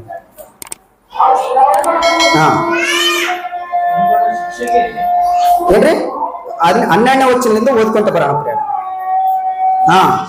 ಉಪದೇಶವನ್ನು ಮನಸ್ಸಿಗೆ ತೆಗೆದುಕೋ. ಏನ್ರಿ, ಪ್ರತಿಯೊಬ್ರು ಕೂಡ ಉಪದೇಶ ಮಾಡುವಂತವ್ರು ಬಹಳಷ್ಟು ಮಂದಿ ಕ್ರೈಸ್ತರಲ್ಲಿ ಸಿಗ್ತಾರೆ, ದೈವ ಸೇವಕರು ಸಿಗ್ತಾರೆ, ವಾಕ್ಯವನ್ನು ಹೇಳುವಂತವ್ರು ಸಿಗ್ತಾರೆ. ಆದ್ರೆ ಅದನ್ನ ಮನಸ್ಸಲ್ಲಿ ಇಟ್ಕೋದ್ರೆ ಸ್ವಲ್ಪ ಮಂದಿ ಸಿಗ್ತಾರೆ. ಅದಕ್ಕೆ ನಮ್ಮೆಲ್ಲರಿಗೂ ಕೂಡ ದೇವ್ರು ಹೇಳ್ತಾನೆ, ಮಗ ಏನ್ ಪ್ರತಿಯೊಂದು ಮಾತಾಡ್ತಿರಲ್ಲ, ಪ್ರತಿಯೊಂದು ಬೈಬಲ್ ನಲ್ಲಿ ಓದ್ತಿರಲ್ಲ, ಅವೆಲ್ಲ ಕೂಡ ಎಲ್ಲಿಟ್ಕೋಬೇಕು ಗೊತ್ತಾ? ಮನಸ್ಸಿನಲ್ಲಿ ಇಟ್ಟುಕೋ. ತಿಳುವಳಿಕೆಯ ಮಾತುಗಳಿಗೆ ಕಿವಿಗೊಡು. ಯಾರಾದ್ರೂ ಚೆನ್ನಾಗಿ ಮಾತು ಹೇಳಿದ್ರೆ ಅವ್ರನ್ನ ಪಾಲಿಸು ಅಂತ ಹೇಳಕತ್ತಲ್ಲ ಪ್ರಿಯರೇ. ತಿಳುವಳಿಕೆ ಅದು ದೇವರ ಮಾತು, ದೇವರ ಮಾರ್ಗದಲ್ಲಿ ನಡೆಯುವಂತ ಮಾತುಗಳು ಪ್ರಿಯರೇ. ಹುಡುಗನ ಶಿಕ್ಷೆಗೆ ಹಿಂದೆಗೆಯಬೇಡ, ಒಡೆಯೋದಕ್ಕೆ ಕೂಡ ಹಿಂದೆಗೆಯಬೇಡ ಅಂತ ದೇವರೇ ಹೇಳಕತ್ತಾರೆ ಪ್ರಿಯರೇ. ಏನಂತ? ಒಡೆಯೋದಕ್ಕೆ ಹಿಂದೆಗೆಯಬೇಡ. ಏನ್ರಿ, ದೇವರು ಒಡೆ ಅಂತ ಹೇಳ್ತಾನ? ಖಂಡಿತವಾಗ್ಲೂ ಹೇಳ್ತಾನೆ ಪ್ರಿಯರೇ. ಯಾಕಂತಂದ್ರೆ ಒಂದ್ ವೇಳೆ ಒಡೆದಿಲ್ಲ ಅಂತಂದ್ರೆ ನಿನ್ನ ಮಗಳು ನಿನ್ನ ಮಗನು ನಿನ್ನನ್ನೇ ದ್ವೇಷ ಮಾಡಿ ಬಿಟ್ಟೋಗುವಂತ ಪರಿಸ್ಥಿತಿ ಇದೆ ಪ್ರಿಯ. ನೀವು ಬಹಳಷ್ಟು ಸಾರಿ ಅಬ್ಸರ್ವ್ ಮಾಡಿರೋಲ್ಲ, ಒಂದು ತಂದೆ ತಾಯಿ ಸುಮಾರು 15 ವರ್ಷ 16 ವರ್ಷ 18 ವರ್ಷ ಬರೋವರೆಗೂ ಕೂಡ ತಂದೆ ತಾಯಿ ಸಾಕ್ತಾರೆ ಪ್ರಿಯ, ಕಷ್ಟಪಡ್ತಾರೆ. ಒಂದೊಪ್ಪತ್ತು ಉಂಡ್ರು ಒಂದೊಪ್ಪತ್ತು ಉಣಂಗಿಲ್ಲ ಪ್ರಿಯರೇ. ಅವ್ರಿಗೋಸ್ಕರ ಎಲ್ಲಾ ಕಷ್ಟಪಟ್ಟಂತವ್ರು ಯಾವಾಗಾದ್ರೂ 18 ವರ್ಷ ಆದ್ಮೇಲೆ ತನಗೇನಾದ್ರೂ ಈ ಲೋಕದಲ್ಲಿ ತಿರುಗಾಡಿದಂತ ಟೈಮ್ ಅಲ್ಲಿ ಯಾರಾದ್ರೂ ಪರಿಚಯ ಆದ್ರ ಅನ್ಕೊಳ್ ಪ್ರಿಯರೇ, ತಂದೆ ತಾಯಿಯನ್ನೇ ದ್ವೇಷ ಮಾಡಿ ಬಿಟ್ಟೋದಂತವ್ರು ಎಷ್ಟು ಮಂದಿಲ್ಲ. ನಮ್ಮ ತಂದೆ ಏನಾಗ್ತಾನೆ, ನಮ್ಮ ತಾಯಿ ಏನಾಗ್ತಾಳೆ, ನಮ್ಮ ಮನೆ ಪರಿಸ್ಥಿತಿ ಏನಾಗ್ತದೋ, ಅವ್ರು ಉಣ್ತಾರೋ ನಿದ್ದೆ ಮಾಡ್ತಾರೋ ಅಸಲು ಓಣೆಗೆ ಹೆಂಗ ಮಕ ಎತ್ಕೊಂಡು ತಿರುಗ್ತಾರೋ ಅನ್ನೋದು ನೋಡಂಗಿಲ್ಲ ಪ್ರಿಯರೇ. ಇದಕ್ಕೆ ಏನಂತ ಹೆಸರಿಟ್ಟಾರೆ? ಲವ್. ಹೌದಲ್ಲ? ಆ ಹೆಸರನ್ನ ಅಸಲು ಪರಿಚಯ ಇಲ್ಲಾರ್ದವನ್ನ ಒಬ್ರು ಜೊತೆ ಆದ್ರೆ ತಂದೆ ತಾಯಿಯನ್ನೇ ಬಿಟ್ಟು ಹೋಗ್ತಾರೆ. ಅದಕ್ಕೆ ದೇವರಂತಾನೆ, ಮಗ ಚಿಕ್ಕಂದಿನಿಂದಾಗಲೇ ನಿನ್ನ ಮಗಳನ್ನ ಅಥವಾ ನಿನ್ನ ಮಗನನ್ನ ಶಿಕ್ಷಿಸು. ಯಾಕೆ ಶಿಕ್ಷಿಸಬೇಕು ದೇವ? ದೇವರು ಪ್ರೀತಿಮಯನರಿ, ದೇವರು ಕರುಣಾಮಯನು, ನಿನಕ್ಕಿಂತ 100% ಪ್ರೀತಿ ಮಾಡಿದಾತನು. ನಾವು ಅನ್ಕೋಬಹುದು ಮಕ್ಕಳಿಗೆ ಹೊಡಿಬಹುದಾ ಅಂತ. ದೇವ್ರಿಗೆ ಹೇಳ್ತಾನೆ ಪ್ರಿಯರೇ, ಮಕ್ಕಳಿಗೆ ಹೊಡಿಬಹುದು ಅಂತ. ಹಂಗಂತ ನಾನು ಜೋರಾಗಿ ಹೊಡಿ ಅಂತ ಹೇಳ್ತಾ ಇಲ್ಲ ಪ್ರಿಯರೇ. ನಿಮ್ ಮಕ್ಕಳ ಪದ್ಧತಿ ನಡವಳಿಕೆ ಪ್ರಕಾರ ಹೊಡ್ಕೊಂತ ಬರ್ಬೇಕಾಗಿ ಕೆಳಗಡೆ ಹೇಳ್ತಾನೆ ನೋಡ್ರಿ. ಬೆತ್ತದ ಏಟಿಗೆ ಸಾಯನು. ಏನ್ರಿ, ಹೊಡೆದ್ರೆ ಯಾರಾದ್ರೂ ಸಾಯ್ತಾರ? ಚಿಕ್ಕ ಮಕ್ಕಳು ಸಣ್ಣ ಏಟು ಹೊಡೆದ್ರೆ ಸಾಯ್ತಾರ? ಹೊಡೆಯಂಗಿಲ್ಲ ಪ್ರಿಯರೇ. ನೀವೇ ನಿಮ್ ಮಕ್ಕಳಿಗೆ ಎಷ್ಟು ಸಾರಿ ಹೊಡೆದಿರ್ತೀರಿ, ಹೊಡೆದಿಲ್ಲ ಅಂತೀರಿ? ಹೊಡೆದಿರ್ತೀರಿ ಪ್ರಿಯ. ದೇವ್ರು ಹೇಳ್ತಾನೆ ಸನ್ಮಾರ್ಗದಲ್ಲಿ ನಡೆಸುವುದಕ್ಕಾಗಿ ನಿನ್ನ ಮಗಳನ್ನು ಅಥವಾ ನಿನ್ನ ಮಗಳನ್ನ ಒಡಿ. ಒಂದು ವೇಳೆ ಬೆತ್ತದೇಟಿಗೆ ಸಾಯಂಗಿಲ್ಲ, ಒಂದು ವೇಳೆ ನೀನು ಒಡಿಲಿಲ್ಲ ಅಂದ್ರೆ, ಒಂದು ವೇಳೆ ನೀನು ಶಿಕ್ಷಿಸಲಿಲ್ಲ ಅಂತಂದ್ರೆ ಕೆಳಗಡೆ ಹೇಳ್ತಾನೆ ಪ್ರಿಯರೇ, ಬೆತ್ತದಿಂದ ಹೊಡಿ, ಅವನ ಆತ್ಮವನ್ನು ಪಾತಾಳಕ್ಕೆ ಬೀಳದಂತೆ ಕಾಪಾಡು. ಎದು ಕೊಡಿಬೇಕಂತ ನಿನ್ನ ಮಗನ ಅಥವಾ ಮಗಳ ಆತ್ಮವನ್ನು ಪಾತಾಳಕ್ಕೆ ಹೋಗ್ಲಾರ್ದಂಗೆ ದೇವರ ಮಾರ್ಗದಲ್ಲಿ ನಡೆಯುವುದಕ್ಕಾಗಿ ಆ ಮಗುನನ್ನ ಹೊಡಿಬೇಕಂತ ಪ್ರಿಯ. ನಿನ್ನ ಕಂಡ್ರೆ ಎಷ್ಟು ಪ್ರೀತಿ ಇದೆಯೋ, ನಿನ್ನ ಕಂಡ್ರೆ ಅಷ್ಟೇ ಭಯ ಕೂಡ ಇರಬೇಕು ಮಕ್ಕಳಿಗೆ ನಾವೇನಾದ್ರೂ ಕ್ರಮಬದ್ಧತೆಯಾಗಿ ಸರಿಯಾದ ಪದ್ಧತಿಯಾಗಿ ಕಲಿಸಿಲ್ಲ ಅನ್ಕೊಳ್ಳಿ, ನಾಳೆ ದಿನ ನಾವೇ ಕಣ್ಣೀರಿಡಬೇಕಾಗ್ತದೆ ಪ್ರಿಯ. ಎಷ್ಟೋ ಕುಟುಂಬಗಳು ಕುಡಿದು ಬಂದು ಸಾಕಿದಂತ ತಂದೆ ತಾಯಿಯನ್ನೇ ಹೊಡ್ಕೊಂತ ಇದ್ದಾರೆ ಪ್ರಿಯ. ಎಷ್ಟೋ ಮಂದಿ ತಂದೆಯನ್ನ, ಎಷ್ಟೋ ಮಂದಿ ತಾಯಿಯನ್ನ ರೈಲ್ವೆ ಸ್ಟೇಷನ್ ದಲ್ಲಿ ಬಿಟ್ಟು ಬಂದಂತವ್ರ ಇದ್ದಾರೆ ಪ್ರಿಯ. ಎಷ್ಟೋ ಮಂದಿ ತಾಯಂದಿರನ್ನ, ಎಷ್ಟೋ ಮಂದಿ ಊಟ ಕೊಟ್ಟಂತ ತಂದೆಯನ್ನ, ಆಶ್ರಯ ಕೊಟ್ಟಂತ ತಂದೆಯನ್ನ, ಅವನ ಬಟ್ಟೆಯನ್ನ, ಅವ್ರಿಗೆ ಇರುವಂತ ವಸತಿಯೆಲ್ಲವನ್ನು ಕೊಟ್ಟರು ಕೂಡ ವೃದ್ಧಾಶ್ರಮದಲ್ಲಿ ಬಿಟ್ಟು ಬಂದಂತವ್ರು ಎಷ್ಟು ಮಂದಿ ಇಲ್ಲ ಹೇಳಿದ್ರೆ ಪ್ರಿಯ. ಐದರ ಪ್ರಿಯ. ಏನ್ರಿ, ಯಾಜಕತ್ವವನ್ನ ಮೊಟ್ಟ ಮೊದಲ ಬಾರಿಗೆ ಒಬ್ಬ ನಾಯಕನಾಗಿ ನಿಂತುಕೊಂಡಾತನ ಹೆಸರೇ ಆರೋನನು ಪ್ರಿಯರೇ. ಆತನಿಗೆ 4 ಮಂದಿ ಮಕ್ಕಳು. ಆ 4 ಮಂದಿ ಮಕ್ಕಳಲ್ಲಿ ಪಟ್ಟಾಭಿಷೇಕ ಆಗ್ತದೆ ಪ್ರಿಯರೇ. ಯಾಜಕತ್ವವನ್ನ ಪಟ್ಟಾಭಿಷೇಕ ಆಗ್ತದೆ ಪ್ರಿಯರೇ. ಆ ಪಟ್ಟಾಭಿಷೇಕ ಆಗುವಂತ ಸಂದರ್ಭದಲ್ಲಿ ದೇವರು ಏನಾದ್ರೂ ಧರ್ಮೋಪದೇಶ ಕಾಂಡ 6ನೇ ಅಧ್ಯಾಯದಲ್ಲಿ 6ನೇ ವಚನದಲ್ಲಿ ಹೇಳನಲ್ಲ, ಕುಂತಾಗಲು ನಿಂತಾಗಲು ಕೂಡ ನೀನು ದೇವರ ಮಾತುಗಳನ್ನು ಹೇಳು ಎಂಬುದಾಗಿ ಆ ತಂದೆ ಸರಿಯಾಗಿ ಹೇಳಿರಂಗಿಲ್ಲ ಪ್ರಿಯರೇ. ಆ ಸಂದರ್ಭದಲ್ಲಿ ಆ ಮಕ್ಕಳನ್ನ ಬೆಳೆಯುವಂತ ಸಂದರ್ಭದಲ್ಲಿ, ಆ ತಂದೆ ಕೂಡ ಬೆಳೆದಂತ ಸಂದರ್ಭದಲ್ಲಿ ಅವರಿಗೆ ಒಂದು ಪಟ್ಟಾಭಿಷೇಕ ಸಿಗ್ತದೆ ಪ್ರಿಯರೇ. ಆ ಮಾತನ್ನ ನಾವು ನೋಡ್ಕೊಳ್ಳೋಣ ಪ್ರಿಯರೇ. ಯಾಜಕ ಕಾಂಡ 8ನೇ ಅಧ್ಯಾಯ 1ನೇ ವಚನವನ್ನ ಒಂದ್ಸಾರಿ ಓದಿಕೊಳ್ಳೋಣ ಪ್ರಿಯರೇ. ಯಾಜಕ ಕಾಂಡ 8ನೇ ಅಧ್ಯಾಯ 1ನೇ ವಚನ. ಯೆಹೋವನು ಮೋಶೆಗೆ, ನೀನು ಆರೋನನನ್ನು ಅವನ ಗಂಡು ಮಕ್ಕಳನ್ನು ಕರುಕೊಂಡು ಅವರಿಗೆ ಬೇಕಾದ ದೀಕ್ಷಾ ವಸ್ತ್ರಗಳನ್ನು, ಅಭಿಷೇಕ ತೈಲವನ್ನು, ದೋಷ ಪರಿಹಾರಕ್ಕಾಗಿ ಸಮರ್ಪಿಸಬೇಕಾದ ಓರಿಯನ್ನು, 2 ಟಗರುಗಳನ್ನು, ಹುಳಿಯಿಲ್ಲದ ಭಕ್ಷ್ಯಗಳನ್ನು ತುಂಬಿರುವ ಪುಟ್ಟಿಯನ್ನು ತೆಗೆದುಕೊಂಡು ಬಂದು ಜನರ ಸಮೂಹವನ್ನೆಲ್ಲ ದೇವದರ್ಶನದ ಗುಡಾರದ ಬಾಗಿಲ ಹತ್ತಿರ ಕರೆಸು ಎಂದು ಆಜ್ಞಾಪಿಸಲು. ಬೇಸ್ಕೇಳ್ರಿ ಇಲ್ಲಿ ಪ್ರಿಯರೇ. ಆರೋನನಿಗೆ ಅವರ 2 ಮಕ್ಕಳಿಗೆ ಪಟ್ಟಾಭಿಷೇಕ ನಡೆಯಕತ್ತದ ಪ್ರಿಯರೇ. ಬೇಸ್ ಕೇಳಬೇಕು. ಯಾಜಕ ಉದ್ಯೋಗವನ್ನ ಮಾಡುವುದಕ್ಕಾಗಿ, ದೇವರ ಸೇವೆಯನ್ನ ಮಾಡುವುದಕ್ಕಾಗಿ ಆ ಆರೋನನು 2 ಮಕ್ಕಳಿಗೆ ಅಭಿಷೇಕವನ್ನ ಕತ್ತದ ಪ್ರಿಯರೇ. ಇವತ್ತು ನಮ್ಮ ಮಾತಲ್ಲಿ ಹೇಳ್ಬೇಕಂದ್ರೆ, ನಮ್ಮ ತಲೆಗೆ ಬರಪಟ್ಟಿಗೆ ಹೇಳ್ಬೇಕಂತಂದ್ರೆ ದೀಕ್ಷಾ ಸ್ಥಾನ ಅನ್ನುವಂಥದ್ದು ಹೇಳ್ತಾರೆ. ದೀಕ್ಷಾ ವಸ್ತ್ರ ಅಂತ ಇದೆ ಪ್ರೇರೆ. ಇವತ್ತಿನ ದಿನದಲ್ಲಿ ನಾವು ದೀಕ್ಷಾ ಸ್ಥಾನ ಅನ್ನುವಂಥದ್ದು ನಮಗೆ ಕಾಣ್ತದೆ. ಬೇಸ್ ಕೇಳ್ಬೇಕ್ರಿ, ಇದು ಜಲ್ದಿ ಅರ್ಥ ಆಗೋದು ಬಹಳ ಕಷ್ಟ, ಓದಿದವ್ರಿಗೆ ಈಸಿಯಾಗಿ ಅರ್ಥ ಆಗ್ತದೆ. ಅಲ್ಲೇನೋ ದೀಕ್ಷಾ ವಸ್ತ್ರ ಆದಂತ ನೀನೇನೋ ದೀಕ್ಷಾ ಸ್ಥಾನ ಅಂತ ಹೇಳಕತ್ತಿದ್ದಿ ಅಂತ ನಾವು ಅನ್ಕೋಬಹುದು ಪ್ರೇರೆ, ಹೌದಲ್ರಿ? ಬೈಬಲ್ ಓದಿದವರಿಗೆ ಜಲ್ದಿ ಅರ್ಥ ಆಗ್ಲಿಕ್ಕೆ ಸಾಧ್ಯ ಪ್ರೇರೆ. ಈ ದೀಕ್ಷಾ ವಸ್ತ್ರವನ್ನ ಹಾಕಿಕೊಂಡವರು ದೇವರ ಸೇವೆಯನ್ನೇ ಮಾಡಬೇಕು, ಪರಿಶುದ್ಧರಾಗಿ ಬದುಕಬೇಕು, ನೀತಿವಂತರಾಗಿ ಬದುಕಬೇಕು. ನೀತಿವನ್ನ ಬಿಟ್ಟು ಬೇರೆ ಯಾವುದನ್ನು ಕೂಡ ಮಾಡಬಾರ್ದು. ಇವತ್ತು ಕ್ರೈಸ್ತರಿಗೂ ಕೂಡ ಹಂಗೆಲ್ಲ ಪ್ರೇರೆ. ದೀಕ್ಷಾ ಸ್ಥಾನ ತೆಗೆದುಕೊಂಡವ್ರಿಗೆ ಹೆಂಗ? ಸುಳ್ಳಾಡಬಾರ್ದು, ಮೋಸ ಮಾಡಬಾರ್ದು, ಕದಿಬಾರ್ದು, ಇನ್ನೊಬ್ಬರ ಬಗ್ಗೆ ಚಾಡಿ ಹೇಳಬಾರ್ದು, ಇನ್ನೊಬ್ಬರಿಗೋಸ್ಕರ ಯಾವ್ದು ಕೂಡ ಕೆಟ್ಟದ ಆಲೋಚನೆ ಕೂಡ ಮಾಡಬಾರ್ದು.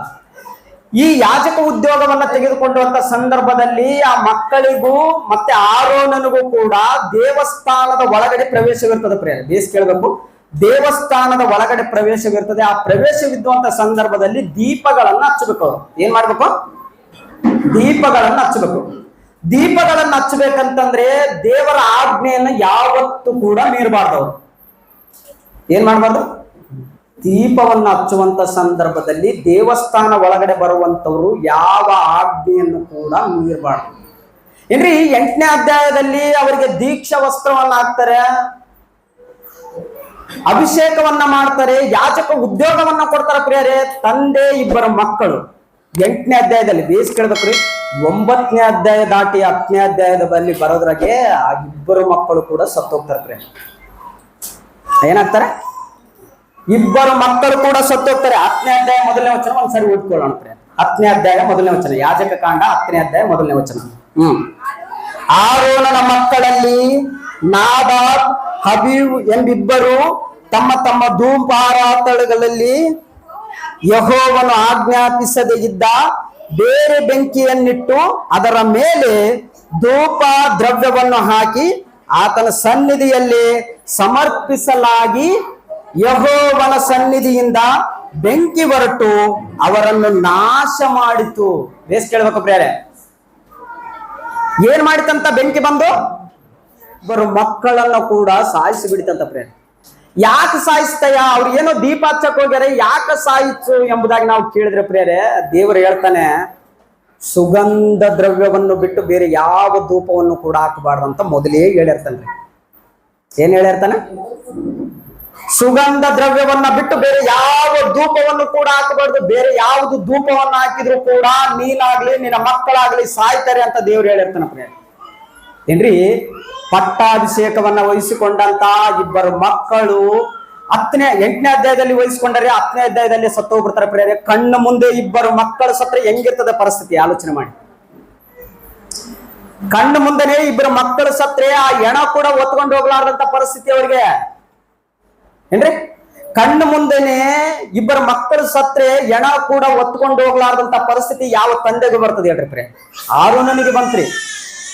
ಆರೋನನಿಗೆ ಅವ್ರು ಇಬ್ಬರು ಮಕ್ಕಳು ಸತ್ತಾಗ ಅಲ್ಲಿ ಕೆಳಗಡೆ ಓದ್ಕೊಂತ ಹೋದ್ರ ಪ್ರಿಯರೇ, ಆ ಮಕ್ಕಳನ್ನು ಹೊರಗೊಯ್ದಾಗ ಮೋಶೆ ಅವ್ರು ಹೇಳ್ತಾರೆ ದೇವಸ್ಥಾನವನ್ನು ಕೂಡ ನೀನು ಬಿಟ್ಟು ಹೋಗ್ಬಾರ್ದು ಅಂತ ಹೇಳ್ತಾರೆ ಪ್ರಿಯರೇ. ಏನ್ ಮಾಡ್ಬಾರ್ದಂತೆ? ದೇವಸ್ಥಾನವನ್ನು ಕೂಡ ನೀನು ಬಿಟ್ಟು ಹೋಗ್ಬಾರ್ದು. ಅಸಲು ಇವ್ರು ಯಾವ ತೈಲ ಹಾಕ್ಯಾರ, ಯಾವ್ದು ತೈಲನ್ನ ಹಾಕ್ಯಾರ ಎಂಬುದಾಗಿ ನಾವು ಆಲೋಚನೆ ಮಾಡಿದ್ರೆ ಪ್ರಿಯರೇ, ಯೆಹೋವ ದೇವರು ಆಜ್ಞಾಪಿಸಿದ್ದ ಬೇರೆ ತೈಲ. ಅಸಲು ಯಾವ ತೈಲ ಹಾಕಂತೇಳಿ ನಾವು ಒಂದ್ಸಾರಿ ಆಲೋಚನೆ ಮಾಡ್ಕೊಳ್ಳೋಣ ಪ್ರಿಯರೇ. ವಿಮೋಚನೆ ಕಾಂಡ 30ನೇ ಅಧ್ಯಾಯ 7ನೇ ವಚನ. ವಿಮೋಚನೆ ಕಾಂಡ 30ನೇ ಅಧ್ಯಾಯ 7ನೇ ವಚನ ಪ್ರಿಯರೇ. ವಿಮೋಚನೆ ಕಾಂಡ 30ನೇ ಅಧ್ಯಾಯ 7ನೇ ವಚನ. ಆರೋನನು ಪ್ರತಿನಿತ್ಯವೂ ಒತ್ತಾರೆಯಲ್ಲಿ ದೀಪಗಳನ್ನು ಸರಿಪಡಿಸುವಾಗಲೂ ಸಾಯಂಕಾಲದಲ್ಲಿ ದೀಪಗಳನ್ನು ಒತ್ತಿಸುವಾಗಲೂ ಅದರ ಮೇಲೆ ಸುಗಂಧ ದ್ರವ್ಯಗಳಿಂದ ಧೂಪವನ್ನು ಹಾಕಬೇಕು. ಏನ್ ಮಾಡ್ಬೇಕಂತ? ಸುಗಂಧ ದ್ರವ್ಯಗಳಿಂದ ಮಾತ್ರ ದೀಪ ಹಚ್ಚಬೇಕಂತ ಪ್ರಿಯರೇ, ದೀಪ ಹಾಕ್ಬೇಕಂತ. ಅಸಲ ಆರೋನನ ಮಕ್ಕಳು ಏನ್ ಗೊತ್ತಾ, ನಿರ್ಲಕ್ಷ್ಯದಿಂದ ದೇವಸ್ಥಾನದ ಒಳಗಡೆ ಹೋದಾಗ ದೇವರು ಯಾವುದು ಕೂಡ ಆಜ್ಞಾಪಿಸಿದ್ದನೋ ಅದನ್ನು ಪಾಟಿಸದೆ ತಮಗಿಷ್ಟ ಬಂದದ್ದನ್ನ ಹಾಕಿ ದೇವಸ್ಥಾನದಲ್ಲೇ ಸತ್ತೋದ್ರು ಪ್ರಿಯರೇ. ಅಂದ್ರೆ ಎಂತ ದುರ್ಘಟನೆ ಪ್ರಿಯ. ಅಸಲ ಮಕ್ಕಳಿಗೆ ಮಾತು ಹೇಳಿಲ್ಲ ಅಂತಂದ್ರೆ ಅದಕ್ಕೆ ಕಾರಣ ಯಾರು ಗೊತ್ತಾ? ತಂದೆ ತಾಯಿ ಅಂತ ದೇವರೇ ಹೇಳ್ತಾನೆ ಪ್ರಿಯ. ಅದಕ್ಕೆ ಕಾರಣ ಯಾರು? ತಂದೆ ತಾಯಿ. ನಿನಗೆ ಗೊತ್ತಿರೋದನ್ನ ದೇವರು ನಿನಗೆ ತಿಳಿಸಿರೋದನ್ನ ನಿನ್ನ ಮಕ್ಕಳಿಗೆ ಹಗ್ಗುಲು ರಾತ್ರಿ ನಡೆಯುವಾಗಲೂ ಕುಂತಿರುವಾಗಲೂ ಯಾಕೆ ಹೇಳ್ಬೇಕಂತ ಹೇಳ ಗೊತ್ತಾ? ಒಂದ್ ವೇಳೆ ಆ ಮಗನಿಗೆ ಏನ್ ಹೇಳ್ತಿದ್ದು ನೀನೇನ ಹಚ್ಕೊಲಿಲ್ಲ ಅಂತಂದ್ರೆ ಆ ಮಗು ಹೆಂಗ್ ಬೇಕಂಗೆ ಬೆಳೆದ್ರೆ ಅದಕ್ಕೆ ಯಾರು ಜವಾಬ್ದಾರಿ ಅಂತಂದ್ರೆ ನೀನೇ ಜವಾಬ್ದಾರಿ. ಯಾಕಯ್ಯ ನಾನೇ ಜವಾಬ್ದಾರಿ ಅಂತಂದ್ರೆ ನಿನ್ನ ಒಳಗಡೆ 9 ತಿಂಗಳು ದೇವರು ಇಟ್ಟಿದ್ದಾನೆ. ಪ್ರತಿದಿನ ಕೂಡ ನಿನ್ನ ದೇಹದ ಒಳಗಡೆ ನನ್ನ ಮಗು ಇದೆ ಎಂಬುದಾಗಿ ಸಂತೋಷ ಪಡುವಂತ ನೀನು ಹೊರಗಡೆ ಬಂದ ಮೇಲೆ ಆ ಮಗನನ್ನ ದೇವರಿಗೆ ಬಹುಮಾನವಾಗಿ ಮತ್ತೆ ನೀನು ರಿಪೀಟ್ ಕೊಡ್ಬೇಕಾಗಿದೆ ಪ್ರಿಯ. ಆ ತಂದೆ ಕೊಡೋಂಗಿಲ್ಲ. ಆ ತಂದೆ ಕೊಡ್ಲಾರ್ದಂತ ಸಂದರ್ಭದಲ್ಲಿ ಇಬ್ಬರು ಮಕ್ಕಳು ಸತ್ತು ಹೋಗ್ತಾರೆ ಪ್ರಿಯ. ಆದ್ರೆ ಆರೋನನಿಗೆ ಪರಿಸ್ಥಿತಿ ಹೆಂಗಿರ್ತದಂತಂದ್ರೆ ಪ್ರಿಯರೇ, ಯಾವ ಮಕ್ಕಳು ಸತ್ರು ಕೂಡ ತಂದೆ ತಾಯಿ ಪರಿಸ್ಥಿತಿ ಹೆಂಗಿರ್ತದ್ರಿ? ಜಸ್ಟ್ ಊಹೆ ಮಾಡ್ಕರಿ ಪ್ರಿಯರೇ. ನಿಮ್ ಮಕ್ಕಳಿಗೆ ಆರಾಮಿಲ್ಲ ಅನ್ಕೊಳ್ರಿ, ರಾತ್ರಿ ಯಾರಾದ್ರೂ ನಿದ್ದೆ ಮಾಡ್ತೀವಿ ನಾವು? ಸಾಧ್ಯನೇ ಇಲ್ಲ ಪ್ರಿಯರೇ. ರಾತ್ರಿ ನಿದ್ದೆ ಮಾಡಕ್ಕೂ ಕೂಡ ಮನಸ್ಸು ಬರಂಗಿಲ್ಲ. ಮಕ್ಕಳಂದ್ರೆ ಅಷ್ಟು ಪ್ರೀತಿ, ಮಕ್ಕಳಂದ್ರೆ ಅಷ್ಟು ಮಮಕಾರ, ಮಕ್ಕಳಂದ್ರೆ ಅರ್ಧ ಜೀವನೇ ಅಲ್ಲಿ ಇರ್ತದೆ ಪ್ರಿಯರೇ ನಿಂದು. ಅವ್ನಿಗೆ ಯಾವಾಗ ಗುಣ ಆಗ್ತದೋ ಯಾವಾಗ ಗುಣ ಆಗಲ್ವೋ, ಆ ಮಗುಗೆ ಯಾವಾಗ ಗುಣ ಆಗ್ತದೋ ಯಾವಾಗ ಗುಣ ಆದ್ರೆ ಸಾಕು. ಅದಕ್ಕೆ ಎಷ್ಟು ಖರ್ಚಾದ್ರೂ ಪರವಾಗಿಲ್ಲ, ಏನಾದ್ರೂ ಪರವಾಗಿಲ್ಲ, ಅಟ್ಲೀಸ್ಟ್ ನನಗಾದ್ರೂ ಬರ್ಬೇಕು, ಆ ರೋಗ ಮಕ್ಕಳಿಗೆ ಬರಬಾರ್ದು ಅಂತೀವಿ ಪ್ರಿಯರೇ. ಅದೇ ರೀತಿ ತಂದೆ ತಾಯಿಯ ಪ್ರೀತಿ. ಆದ್ರೆ 8ನೇ ಅಧ್ಯಾಯದಲ್ಲಿ ಏನು, ಅವರು ಆರೋನನು ಇಬ್ಬರು ಮಕ್ಕಳು ಯಾಜಕ ಉದ್ಯೋಗವನ್ನ ಪಡೆದುಕೊಂಡ್ರು. 10ನೇ ಅಧ್ಯಾಯದಲ್ಲಿ ಇಬ್ಬರು ಮಕ್ಕಳು ಸತ್ತು ಹೋಗ್ಬಿಟ್ರು ಪ್ರಿಯ. ತಂದೆ ತಾಯಿಗೆ ಹೇಳಂತ ದೇವ್ರು ಹೇಳ್ದ. ಆದ್ರೆ ಆರೋನನ ಮುಂದೆ ಕಣ್ಣು ಮುಂದೆನೆ ಇಬ್ಬರು ಮಕ್ಕಳು ಸತ್ತೋದಾಗ ಏನ್ ಹೇಳ್ತಾನೋ ಒಂದ್ಸಾರಿ ಅದನ್ನೇ ಯಾಜಕ ಕಾಂಡ 10ನೇ ಅಧ್ಯಾಯ 6ನೇ ವಚನ ಓದ್ಕೊಳ್ಳೋಣ ಪ್ರಿಯ. ಯಾಜಕ ಕಾಂಡ 10ನೇ ಅಧ್ಯಾಯ 6ನೇ ವಚನ. ಮೋಶೆ ಆರೋನನಿಗೂ ಅವನ ಮಕ್ಕಳಾದ ಎಲ್ಲಾಜಾರ್ ನೀವು ತಲೆಯನ್ನು ಕೆದರಿಕೊಳ್ಳಬಾರದು, ಬಟ್ಟೆಗಳನ್ನು ಹರಿದುಕೊಳ್ಳಬಾರದು.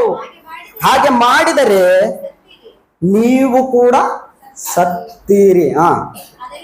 ಅದಲ್ಲದೆ ಯೆಹೋವನಿಗೆ ಜನ ಸಮೂಹದವರೆಲ್ಲರ ಮೇಲೆ ಸಿಟ್ಟು ಉಂಟಾಯ್ತು. ಏನ್ರಿ, ಮಕ್ಕಳು ಕಳ್ಕೊಂಡ ಮೇಲೆ ಯಾವ ತಂದೆಗೂ ಕೂಡ ಸಮಾಧಾನದಿಂದ ಇರ್ಲಿಕ್ಕೆ ಸಾಧ್ಯ.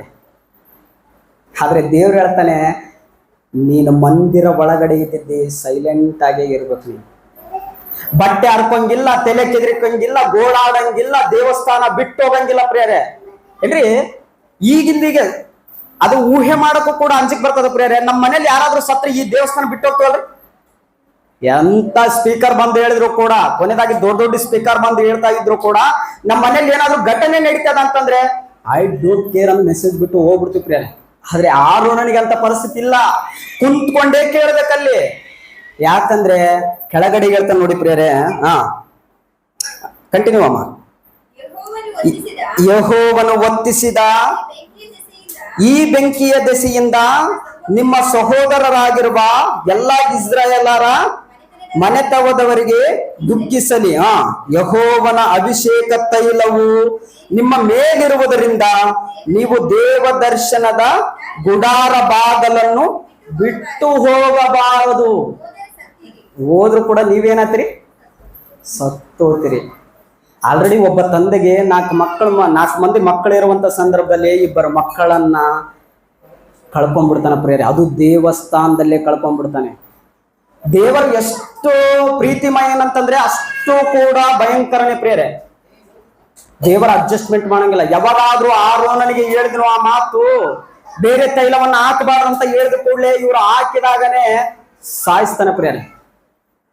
ಇವತ್ತ ನಮ್ಮ ಜೀವಿತದಲ್ಲೂ ಕೂಡ ನಾವು ನಮ್ಮ ಮಕ್ಕಳನ್ನ ಯಾವ ರೀತಿ ಬೆಳೆಸ್ತಾ ಇದ್ದೀವಿ, ಯಾವ ರೀತಿ ಬೆಳೆಸ್ತಾ ಇದ್ದೀವಿ, ಯಾವ ರೀತಿ ಕಲಿಸ್ತಾ ಇದ್ದೀವಿ, ಯಾವ ರೀತಿ ಅವ್ರ ಮುಂದೆ ನಾವು ನಡ್ಕೊಳ್ತಾ ಇದ್ದೀವಿ, ಯಾವ ರೀತಿ ಮಾತಾಡ್ತಾ ಇದ್ದೀವಿ ಪ್ರಿಯರೇ, ಅದೆಲ್ಲವೂ ಕೂಡ ನಮ್ಗೆ ಗೊತ್ತಿರ್ಲೇಬೇಕು. ಯಾಕಂತಂದ್ರೆ ತಂದೆ ತಾಯಿ ಮನೇಲಿ ಏನ್ ಮಾಡ್ತಾರೋ ಮಗು ಕೂಡ ಹಂಗೆ ಮಾಡ್ತದ. ಬೇಸ್ ಗಮನಿಸಿರವಿಲ್ಲ ನೀವು? ಇವತ್ತು ತಂದೆ ತಾಯಿ ಹೆಂಗ ತಯಾರಾಗ್ಯಾರ ಅಂತಂದ್ರೆ ಪ್ರಿಯರೇ, ಕ್ರೈಸ್ತರಲ್ಲಿ ಕೂಡ ಕೆಲವರು ಐದಾರ, ಹೊರಗಡೆ ಇದ್ದವರು ಕೂಡ ಕೆಲವರು ಐದಾರ ಪ್ರಿಯರೇ. ಎಲ್ರು ಅಂತ ನಾನು ಹೇಳ್ತಾ ಇಲ್ಲ. ಅವ್ವ ಇರ್ತಾಳ ನೋಡ್ರಿ, ಅವ್ರ ಅವ್ವ ಹೆಣ್ಣವ್ವ ಅಂತಾರಲ್ಲ, ನಾನ್ ನಿನ್ನ ಮದುವೆ ಮಾಡ್ಕೊಂತೀನಿ ಅಂತ ಹೇಳಂತಾರ ಪ್ರಿಯ. ಹೌದಲ್ರಿ? ಏನಂತ? ಅವ್ವ ನಾನ್ ನಿನ್ನ ಮದುವೆ ಮಾಡ್ಕೊಂತೀನಿ ಅಂತ ಹೇಳಂತವ್ರು ಬಹಳಷ್ಟು ಸರಿ ಹಳ್ಳಿ ಕಡೆ ಇದ್ದು ಜಗ್ಗೆ ಕೇಳ್ತೀವಿ ಪ್ರಿಯ. ಅಪ್ಪಗ ಓದಿ ಅಂತ ಕಲ್ಸ್ಕೊಡ್ತಾರ ಪ್ರಿಯ. ಅಮ್ಮಗ ಓದಿ ಅಂದ್ರೆ ಅದು ಸಣ್ಣದಾಗಿ ನಿಮ್ಗೆ ಜೋಕ್ ಅನ್ಸ್ಬೋದು, ಖುಷಿ ಅನ್ಸ್ಬೋದು. ಅದೇ ದೊಡ್ಡವನಾದ ಮೇಲೆ ಅದೇ ಕಾಲನ್ನೇ ನಿನ್ನ ಎದೆ ಮೇಲೆ ಇಟ್ರೆ ಹೆಂಗಿರ್ತದ ಗೊತ್ತದ ಪರಿಸ್ಥಿತಿ. ಯಾರ ಮುಂದೆ ಹೇಳ್ಕೋಬೇಕು, ಯಾರ ಮುಂದೆ ಹೇಳ್ಕೋಬಾರ್ದು, ಯಾರ ಮುಂದೆ ಗೋಳಾಡ್ಬೇಕೋ ಗೊತ್ತಾಗಲ್ಲ ಪ್ರಿಯ. ಅದಕ್ಕೆ ದೇವರಂತಾನೆ, ನಿನ್ನನ್ನೇ ನೋಡಿ ನಿನ್ನ ಮಗ ಕಲಿತಾನೆ, ನಿನ್ನನ್ನೇ ನೋಡಿ ನಿನ್ನ ಮಗಳು ಕಲಿತಾಳೆ. ಏನ್ರಿ, ಬೇರೆಯವ್ರ ಜೀವನದಾಗ ನಡೆದ್ರೆ ನಮಗ್ ಗೊತ್ತಾಗಲ್ಲ ಪ್ರಿಯ, ಅಷ್ಟು ಗೊತ್ತಾಗಂಗಿಲ್ಲ. ನಮ್ಮ ಜೀವನದಾಗೆ ನಮ್ಗೆ ನಡೆದಾಗನೆ ಆ ಬಾಧ ಹೆಂಗಿರ್ತದೋ, ಆ ಕಷ್ಟ ಹೆಂಗಿರ್ತದೋ, ಆ ನೋವು ಹೆಂಗಿರ್ತದೋ ನಮಗ್ ಗೊತ್ತಾಗ್ತದ ಪ್ರಿಯ. ಅದಕ್ಕೆ ಮತ್ತೊಂದು ವಚನವನ್ನ ನೋಡ್ಕೊಳ್ಳೋಣ ಪ್ರಿಯರೇ. ಇದೆಲ್ಲವೂ ಕೂಡ ಹೇಳೋದಕ್ಕೆ ಕಾರಣ ಒಂದೇ ಪ್ರಿಯರೇ, ಕ್ರೈಸ್ತರಾದಂತ ನಾವು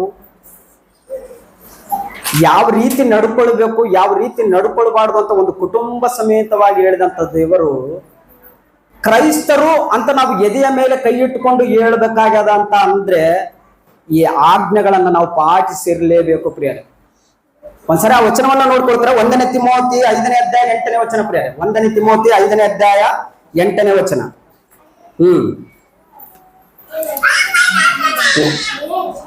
1ನೇ ತಿಮೋಥಿ 5ನೇ ಅಧ್ಯಾಯ 8ನೇ ವಚನ ಪ್ರಿಯರೇ. ಬೇಸ್ ಕೇಳ್ರಿ ಪ್ರಿಯರೇ. ಕುಂತಂತವರು ಎಲ್ಲರೂ ಕೂಡ, ನಾವೆಲ್ಲರೂ ಕೂಡ ಪ್ರಿಯರೇ, ಧರ್ಮೋಪದೇಶ ಕಾಂಡದಲ್ಲಿ 6ನೇ ಅಧ್ಯಾಯ 6ನೇ ವಚನದಲ್ಲಿ ಹೇಳಿದ ಹಾಗೆ ಆರೋನನ ಜೀವಿತದಲ್ಲಿ ನಡೆದಿರುವಂತ ಕೆಲವು ಘಟನೆಗಳನ್ನ ಹಿಡಿದುಕೊಂಡು ಇವಾಗ ನಾವು ಕೂಡ ಏನ್ ಮಾಡ್ತಾ ಇದ್ದೀವಿ, ಅಸಲು ನಾವು ಕ್ರೈಸ್ತರ ಅಲ್ವಾ ಎಂಬುದಾಗಿ ನಮ್ಗೆ ಸ್ಪಷ್ಟವಾಗಿ ಗೊತ್ತಾಗ್ತದೆ ಪ್ರಿಯರೇ. ಒಂದ್ಸರಿ ನೋಡ್ತಾರೆ 5ನೇ ಅಧ್ಯಾಯ 8ನೇ ವಚನ. ಯಾವನಾದರೂ ಸ್ವಂತ ಜನರನ್ನು ವಿಶೇಷವಾಗಿ ತನ್ನ ಮನೆಯವರನ್ನು, ಅದು ಹೆಂಡತಿ ಆಗಿರ್ಬೋದು, ಮಕ್ಕಳಾಗಿರ್ಬೋದು, ತಂದೆಯಾಗಿರ್ಬೋದು, ತಾಯಿ ಆಗಿರ್ಬೋದು, ನಾನು ಹೇಳ್ತಾ ಇಲ್ಲ ಪ್ರೇರೆ, ಬೈಬಲ್ ನಮ್ಮದ್ರಲ್ಲಿ ಅಷ್ಟೇ ಇಲ್ಲ ಪ್ರೇರೆ. ಬೇಸ್ ಕೇಳಬೇಕು, ನೀವು ತಗೊಂಡಂತ ಪರಿಶುದ್ಧವಾದ ಗ್ರಂಥ, ದೇವರು ಬರೆಸಿರುವಂತ ಗ್ರಂಥ, ನಿಮ್ಮೆಲ್ಲರನ್ನು ಪ್ರೀತಿಸಿ ದೇವರು ಕೊಟ್ಟಂತ ಗ್ರಂಥವು ಹೇಳ್ತಾ ಇದೆ ಏನಂತ ಗೊತ್ತಾ?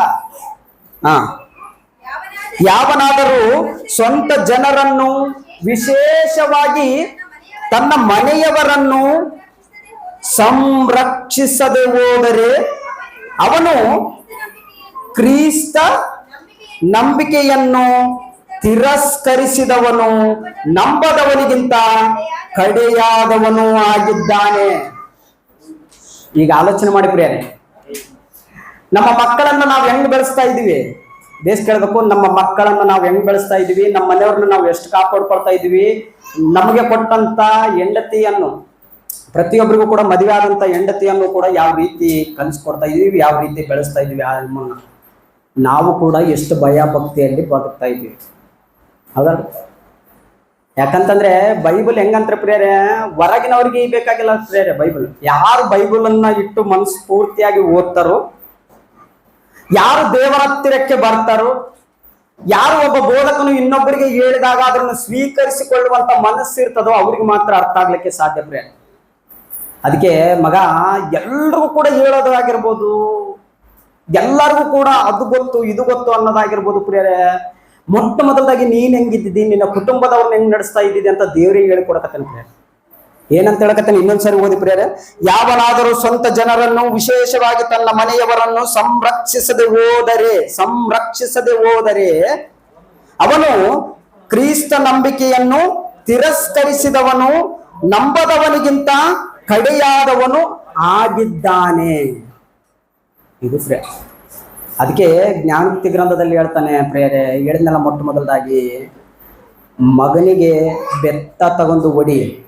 ಯಾಕಯ್ಯ ಹೊಡಿಬೇಕಂತಂದ್ರೆ ಅವನನ್ನ ಪಾತಾಳದಿಂದ ರಕ್ಷಿಸುವುದಕ್ಕಾಗಿ ಹೊಡಿ. ಅವನು ದೇವರ ಮಾರ್ಗದಲ್ಲಿ ನಡೆಸುವುದಕ್ಕಾಗಿ ಅವನನ್ನು ಸರಿಪಡಿಸು. ಅವನನ್ನು ದೇವರಿಗೋಸ್ಕರ ನಿಲ್ಲಿಸುವುದಕ್ಕಾಗಿ ಕಷ್ಟಪಡು.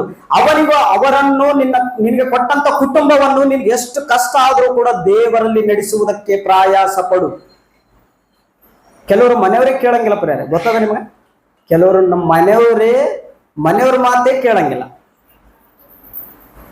ಅಂತಿರ್ತಾರ ಪ್ರಿಯರೇ. ಕೆಲವರು ಇವರೆಲ್ಲ ಹೇಳ್ತಾರೆ ಮನೆಯವ್ರಿಗೆ ಏನಾದ್ರು ಹೇಳ್ಕೊಂಡಾರ ಅಂತ ಪ್ರಿಯರೇ.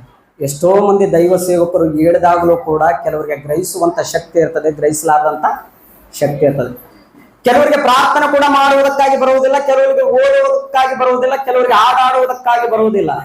ಆದ್ರೆ ದೇವರು ಹೇಳ್ತಾನ ಪ್ರಿಯರೇ, ಒಂದೇ ಒಂದು ಮಾತು ಆತನು ಹೇಳ್ತಾನ ಪ್ರಿಯರೇ, ನಾನು ಪರಿಶುದ್ಧನಾಗಿರುವ ಪ್ರಕಾರ ನೀವು ಪರಿಶುದ್ಧರಾಗಿರ್ರಿ. ಇವತ್ತ ನಮ್ಮ ಜೀವಿತದಲ್ಲೂ ಕೂಡ ಹೆಂಗ ಬದುಕ್ತಾ ಇದ್ದೀವೋ, ಯಾವ ರೀತಿ ನಡ್ಕೊಳ್ತಾ ಇದ್ದೀವಿ, ಯಾವ ರೀತಿ ದೇವರಿಗೋಸ್ಕರ ನಾವು ಪ್ರಯಾಸ ಪಡ್ತಾ ಇದೀವಿ, ಯಾವ ರೀತಿ ದೇವರನ್ನ ಉನ್ನತ ಸ್ಥಾನದಲ್ಲಿ ಇಡ್ತಾ ಇದ್ದೀವಿ ಎಂಬುದಾಗಿ ಪ್ರತಿ ಕ್ಷಣ ಕೂಡ ಆಲೋಚನೆ ಮಾಡ್ಬೇಕಾಗಿದೆ ಪ್ರಿಯರೇ. ಅದಕ್ಕೆ ನಮ್ಮ ಮಕ್ಕಳನ್ನ ದೇವರ ಕಡೆಗೆ ನಡೆಸಬೇಕಾಗದ, ನಮ್ಮ ಕುಟುಂಬವನ್ನು ದೇವರ ಪಾದದ ಮುಂದೆ ಇಡಬೇಕಾಗದ. ನಮ್ಮ ಕುಟುಂಬದಲ್ಲಿ ಎಷ್ಟು ಸಮಸ್ಯೆ ಇದ್ರೂ ದೇವರನ್ನೇ ಪ್ರಾಮುಖ್ಯ ಎಂಬುದಾಗಿ ನಾವು ಆಲೋಚನೆ ಮಾಡ್ಬೇಕಾಗದ, ದೇವರಿಗೋಸ್ಕರನೇ ಬದುಕಬೇಕಾಗದ ಪ್ರಿಯರೇ. ನಿಮ್ಮೆಲ್ಲರಿಗೂ ಕೂಡ ದೀಕ್ಷಾಸ್ಥಾನ ತಗೊಂಡವ್ರಿಗೆ ನೆನಪಿದೆಯೋ ನೆನಪಿಲ್ಲೋ ಗೊತ್ತಿಲ್ಲ. ಆದ್ರೆ ಈ ಸಂದರ್ಭದಲ್ಲಿ ದೇವರು ವಾಕ್ಯದಿಂದ ನಾವು ಎಚ್ಚೆತ್ತುಕೊಳ್ಳೋಣ ಪ್ರಿಯರೇ. ದೀಕ್ಷಾಸ್ಥಾನವನ್ನ ತೆಗೆದುಕೊಳ್ಳುವುದಕ್ಕಿಂತ ಮುಂಚೆ, ಬೇಸ್ಕೊಳ್ಬೇಕ್ರಿ, ದೀಕ್ಷಾಸ್ಥಾನವನ್ನ ತೆಗೆದುಕೊಳ್ಳುವುದಕ್ಕಿಂತ ಮುಂಚೆ ನಮ್ಮ ಪರಿಸ್ಥಿತಿ ಹೆಂಗಿರ್ತದಂತಂದ್ರಿಗಿನ ಅಸಲ ನಾವು ಏನ್ ಮಾಡಿದ್ರು ರೈಟ್ ಅನಿಸ್ತಿರ್ತದೆ ಪ್ರಿಯ, ಹೌದಲ್ಲ? ನಾವು ಏನ್ ಮಾಡಿದ್ರು ರೈಟ್ ಅನಿಸ್ತಿರ್ತದೆ. ಯಾವಾಗಾದ್ರೂ ದೈವ ಸೇವಕರು ವಾಕ್ಯವನ್ನು ಹೇಳಿದಾಗ, ನಮ್ಮ ಮನಸ್ಸನ್ನ ಕರಗಿದಾಗ, ನಾವು ವಾಕ್ಯವನ್ನ ತಿಳ್ಕೊಂಡಾಗ, ಲೋಕರಕ್ಷಕನೇ ನಮ್ಮನ್ನು ರಕ್ಷಿಸಬಲ್ಲ ಎಂಬುದಾಗಿ ನಮಗೆ ಗೊತ್ತಾದಾಗ ಪ್ರಿಯರೇ, ದೀಕ್ಷಾಸ್ಥಾನವನ್ನು ತೆಗೆದುಕೊಳ್ಳೋದಕ್ಕೆ ರೆಡಿ ಆಗ್ತೀವಿ. ಆ ದೀಕ್ಷಾಸ್ಥಾನವನ್ನು ತೆಗೆದುಕೊಳ್ಳುವ ರೆಡಿ ಆದಾಗ ದೈವ ಸೇವಕರು ಎಲ್ಲರೂ ಕೂಡ ನಿಂತಿರ್ತಾರೆ ಪ್ರಿಯರೇ. ಆಗ ಮಾತ್ರ ನಾವು ಇರ್ತೀವಿ. ನಮ್ಮ ಹತ್ರ ಸುತ್ತ 100 ಮಂದಿ ಇದ್ರು ಕೂಡ, ನಮ್ಮ ಹತ್ರ ಸುತ್ತ 50 ಮಂದಿ ಇದ್ರು ಕೂಡ ನಮ್ಮ ಹೃದಯ dub dub dub dub dub ಅಂತ ಹೊಡ್ಕೊಂತಿರ್ತದೆ. ಯಾಕೆ ಹೇಳಿ? ನಾನು ದೀಕ್ಷಾಸ್ಥಾನವನ್ನ ತೆಗೆದುಕೊಳ್ತಾ ಇದ್ದೀನಿ, ಮುಂದಿನ ಜೀವಿತದಲ್ಲಿ ನಾನು ಹೆಂಗ್ ಬದುಕಬೇಕು. ದೀಕ್ಷಾಸ್ಥಾನವನ್ನ ತೆಗೆದುಕೊಳ್ಳುವಂತ ಸಂದರ್ಭದಲ್ಲಿ ನೀರಲ್ಲಿ ಕರ್ಕೊಂಡು ಹೋಗ್ತಾರೆ ಪ್ರೇರೆ. ನೀರಲ್ಲಿ ಕರ್ಕೊಂಡು ಹೋದಂತ ಸಂದರ್ಭದಲ್ಲಿ ಸುತ್ತಗಡೆ ದೈವ ಸೇವಕರು ನಿಂತಿರ್ತಾರೆ. ಅವಾಗ ಹೇಳ್ತಾರೆ ಅವರು, ಅಮ್ಮ ಯಾವ್ದಾದ್ರು ಕಷ್ಟ ಬಂದ್ರೆ ನೀನು ದೇವರನ್ನ ಬಿಡ್ತಿದ್ದೆ ಅಂದಾಗ ಅವಾಗ ಹೇಳೋ ಮಾತು ಏನ್ ಗೊತ್ತಾ? ಪ್ರಾಣ ಹೋದ್ರು ಕೂಡ ದೇವರನ್ನು ಬಿಡೋದಿಲ್ಲ. ಒಂದೇದು. ಅಮ್ಮ ನಿಮ್ಗೆ ಯಾರಾದ್ರೂ ಒತ್ತಾಯ ಮಾಡಿದ್ದಾರಾ ಅಂತಂದ್ರೆ ನನಗೆ ಯಾರು ಕೂಡ ಒತ್ತಾಯ ಮಾಡಿಲ್ಲ. ವಾಕ್ಯವನ್ನ ಕೇಳಿಕೊಂಡು ನಾನು ದೀಕ್ಷಾ ಸ್ಥಾನವನ್ನ ತೆಗೆದುಕೊಳ್ತಾ ಇದ್ದೀನಿ. ಅಮ್ಮ ಒಂದ್ ವೇಳೆ ನೀನ್ ದೀಕ್ಷಾ ಸ್ಥಾನವನ್ನ ತೆಗೆದುಕೊಂಡ ಮೇಲೆ ನಿನ್ಗೆ ಕಷ್ಟ ಆಗ್ಲಿ, ಸಂಕಟ ಆಗ್ಲಿ, ಯಾರಾದ್ರೂ ನಿನ್ಗೆ ಚಿತ್ರಹಿಂಸೆ ಕೊಟ್ಟರಾಗ್ಲಿ, ದೇವರನ್ನ ಬಿಡ್ತಿದ್ದೆ ಅಂತಂದ್ರೆ ಯಾವುದು ಬಂದ್ರಯ್ಯ ನನ್ನ ಕೊನೆಯದಾಗಿ ನನ್ನ ಪ್ರಾಣ ಹೋದ್ರೂ ಕೂಡ ನಾನು ಬಿಡೋದಿಲ್ಲ ಅಂತ ಹೇಳ್ತೀವಿ ಪ್ರೇರೆ. ದೀಕ್ಷಾ ಸ್ಥಾನವನ್ನ ತೆಗೆದುಕೊಂಡು ಹೊರಗಡೆ ಬಂದ ಮೇಲೆ ಮಾತು ಕೂಡ ಸರಿ ಬರಂಗಿಲ್ಲ ಪ್ರೇರೆ. ಹೆಂಗಿರ್ತದ ಅಂದ್ರೆ ನಮ್ಮ ಪರಿಸ್ಥಿತಿ ಏನ್ ತಪ್ಪು ಮಾತಾಡ್ತೀನೋ ಅನ್ನೋ ಭಯನೇ ಚಾಲು ಆಗ್ತಿರ್ತದೆ. ಯಾಕಂದ್ರೆ ದೀಕ್ಷಾ ಸ್ಥಾನ ತೆಕ್ಕೊಂಡ್ಬಂದಿನಿ, ದೀಕ್ಷಾ ಸ್ಥಾನ ತಗೊಂಡ್ಬಂದಿನಿ, ಕ್ರಿಸ್ತನ ರಕ್ತದಲ್ಲಿ ನಾನು ತೊಳೆದುಕೊಂಡು ಬಂದಿದ್ದೇನೆ. ಚಾಲು ಆಗ್ತದೆ ಪ್ರೇರೆ. 1 ವಾರ 2 ವಾರ 1 ತಿಂಗಳ 2 ತಿಂಗಳಲ್ಲಿ ಇರೋ ಸ್ಥಿತಿ ಹೆಂಗಿರ್ತದ ಅಂತಂದ್ರೆ ಅಸಲ ಅದು ಹೇಳಕ್ಕೂ ಬರಂಗಿಲ್ಲ ಪ್ರೇರೆ. ಅಸಲ ದೀಕ್ಷಾ ಸ್ಥಾನವನ್ನ ತೆಗೆದುಕೊಂಡಿವಿ ಎಂದು ಮರೆತು ಬದುಕುವಂತವ್ರು ಎಷ್ಟೋ ಮಂದಿನ ನೋಡಿದ್ದೇವೆ. ಅಸಲ ಅವ್ರ ಕ್ಯಾರೆಕ್ಟರ್ ಅನ್ನ ನೋಡಿದಾಗ ಭಯನೇ ಆಗ್ತದೆ ಪ್ರೇರೆ. ಇವ್ರೇನಾ ದೀಕ್ಷಾ ಸ್ಥಾನವನ್ನು ತೆಗೆದುಕೊಂಡವ್ರು, ಇವ್ರೇನಾ ನಮಗೆ ಹೇಳುವಂತವ್ರು, ಇವ್ರೇನಾ ನಮ್ಗೆ ಇಂಥ ಮಾತುಗಳನ್ನ ಆಡುವಂತವ್ರು ಪ್ರೇರೆ. ಇಡೀ ಮನುಷ್ಯರು ಬಾಧ ಪಡೋದು, ಮನುಷ್ಯರು ನಿನ್ನ ಮೇಲೆ ದ್ವೇಷ ಮಾಡುವುದು ಸ್ವಲ್ಪ ದಿನ ಇರ್ಬೋದೇನೋ, ಪರಲೋಕದಲ್ಲಿರುವ ದೇವರು ನಿನ್ನನ್ನು ನೋಡುತ್ತಾ ಕಣ್ಣು ಮುಚ್ಚದೆ ಹಗಲು ರಾತ್ರಿ ನಿನಗೋಸ್ಕರ ಕಾಯುವಾತನ ಎಷ್ಟು ಬಾಧ ಪಡ್ತಿರ್ಬೋದು ಆಲೋಚನೆ ಮಾಡಿ ಪ್ರೇರೆ. ಅದಕ್ಕೋಸ್ಕರ ಪ್ರೇರೆ ನಮಗೆ ಕಷ್ಟನೋ, ಕಣ್ಣೀರೋ, ಬಾಧನೋ, ದುಃಖನೋ ಏನಾದ್ರೂ ಪರವಾಗಿಲ್ಲ, ನನ್ನ ಕುಟುಂಬ ಸಮೇತವಾಗಿ ನಾನು ಮೊದಲುಗೊಂಡು ಪರಿಶುದ್ಧನಾಗಿ ಬದುಕಿ ದೇವರಿಗೋಸ್ಕರನೇ ನನ್ನ ಪ್ರಾಣವನ್ನು ಅರ್ಪಿಸಬೇಕು ಎಂಬುದಾಗಿ ನಾವು ದೃಢವಾಗಿ ನಿಲ್ಬೇಕು ಪ್ರೇರೆ. ಅದಕ್ಕೋಸ್ಕರನೇ ಈ ಅದಿತಿ ಬರ್ತಡೇ ಅಂಗವಾಗಿ ಈ ವಾಕ್ಯ ಏರ್ಪಾಡು ಮಾಡ್ಕೊಂಡಿದ್ದಾರೆ ಪ್ರೇರೆ.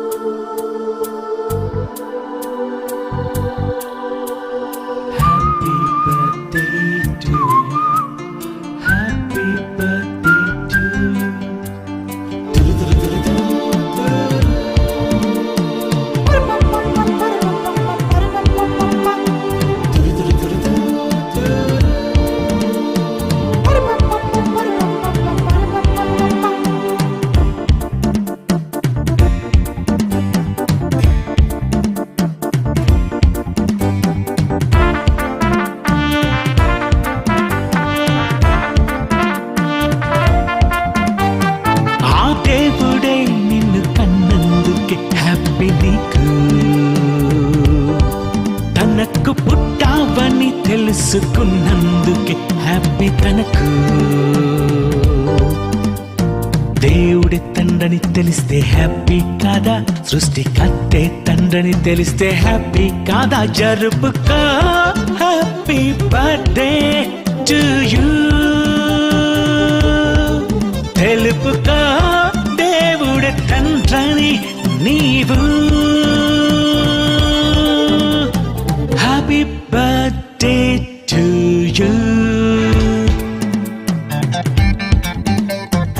ఆ దేవుడే నిన్ను కన్నందుకే హ్యాపీ నీకు. తనకు పుట్టావని తెలుసుకున్నందుకే హ్యాపీ తనకు.